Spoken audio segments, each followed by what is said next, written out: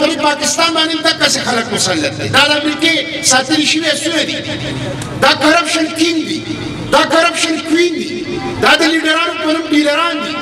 دا سیسیلین مافیا ده دا د کرپشن ګاډ فادر دی دا سیاست خو زما د سنت دی او سیاست خو عبادت دی خو دوی دې نه تجارت جوړ کړی دی دا سیاستدانان نه دي دا سیاسي ډبل شا دي دوی د سیاست په ذریعه خپل جاګیرونه ډبل کوي خپل بینک اکاونټونه ډبل کوي ورونو تاسو وګورئ د دې هسپتالونه دلته دي د دې د بچو سکولونه دلته دي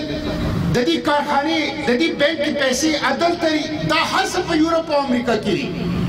د پاکستان د ټولو سیکولر او لیبرل او روشن خیال لیډران چې ځان ته وایي د هغوی بچي وګورئ بچي یې کوم ځای دي پاکستان کې نه دي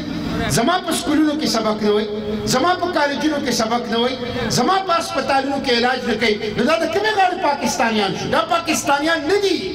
دا امریکایان دي دا یورپیان دي دا پیرنګیان دي دا د هغوی ایجنټان دي دا د هغوی نوکران دي چې اویا کاله راسې په دې پاکستان باندې مسلط دي